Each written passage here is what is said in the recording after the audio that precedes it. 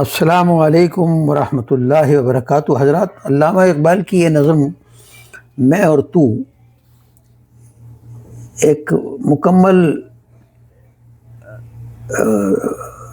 Manifesto ہے، ایک منشور ہے، جس میں امت مسلمہ کے زوال پذیری اور دردمند شاعر کی باطنی کیفیت کی عکاسی مختلف عنوانات سے کی گئی ہے۔ اس کا یہ دوسرا شعر ہے۔ ہم پہلے شعر کی بات کر چکے اس سے پہلے۔ شعر ہے کہ میں نوائے سوختہ در گلو، تو پریدہ رنگ رمیدہ بو، میں حکایت غم آرزو، تو حدیث ماتم دل بھری۔ الفاظ معنی اس کے ہم دیکھ لیتے ہیں۔ نوا کے معنی ہوتے ہیں آواز، صدا یعنی وائس یا میلوڈی۔ سوختہ کے معنی جلا ہوا، درد سے بھرا یعنی برنٹ یا پیشنیٹ، اور درگلو گلے میں رکی ہوئی، چوکڈ ان دا تھروٹ۔ پریدہ رنگ یعنی زرد یا ماند پڑا ہوا، pale faded colour of the face. رمیدہ خوف زدہ، بھاگی ہوئی، فرائٹنڈ وینشڈ۔ رمیدہ بو یعنی خوشبو، تاثیر، فریگرنس، ایسنس۔ حکایت غم آرزو، حکایت کہتے ہیں داستان کو یا روایت کو، یعنی نیریٹو یا ٹیل، کہانی، اسٹوری۔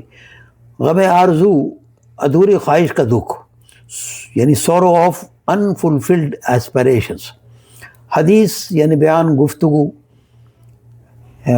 جس کو کہہ سکتے ہیں اکاؤنٹ، ڈسکورس۔ ماتم کے معنی سوگ، افسوس، مورننگ۔ اور اسی طرح سے دل بری کے معنی محبوب یا دل موہ لینے والی کیفیت، چارم، گریس، اٹریکٹیونیس۔ اس شعر میں اقبال فرماتے ہیں کہ ان کی آواز قوم کی عدم توجہی کے باعث گلے میں اٹکی ہوئی ہے۔ وہ قوم کی بیداری اور اصلاح کی ادھوری آرزوؤں کی داستان ہے، جبکہ مخاطب امت اپنی ماضی کے حسن کردار اور کھوئی ہوئی عظمت کا ایک محض ایک ماتم بن کر رہ گئی۔ شعر میں فکری اور نظریاتی بات یہ ہے کہ اس شعر میں استعمال ہونے والی ترکیب پریدہ رنگ اور رمیدہ بو سے مراد امت کا ایمان، اخلاق،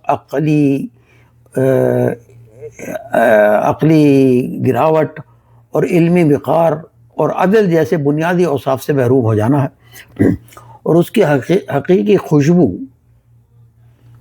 کا مدھم پڑ جانا ہے۔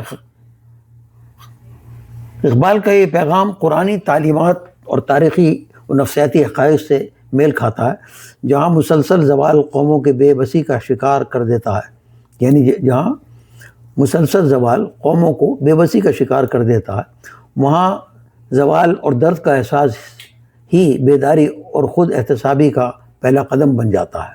جس طرح پھول کی اصل پہچان اس کی خوشبو سے ہے، اسی طرح قوم کی بقا اس کے اخلاقی اور روحانی سرمایہ میں پوشیدہ ہے۔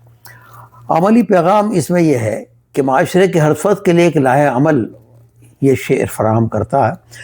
طلباء اور اساتذہ محض معلومات اور ڈگری کے بجائے کردار سازی، اخلاقی شعور اور مقصد زندگی پر توجہ دیں۔ والدین بچوں کی مادی کامیابی کے ساتھ ان کی شخصیت اور دیانت کو بھی سنواریں، ان کی تربیت کریں۔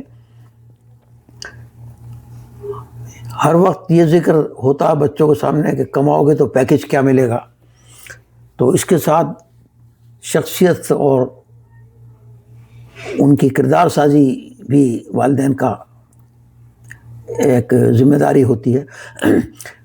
یہ رہنما اور انصاف اور اخلاقی بنیادوں پر قوم کو عزت اور وقار ملتا ہے، یہ بات بچوں کو سکھانا چاہیے۔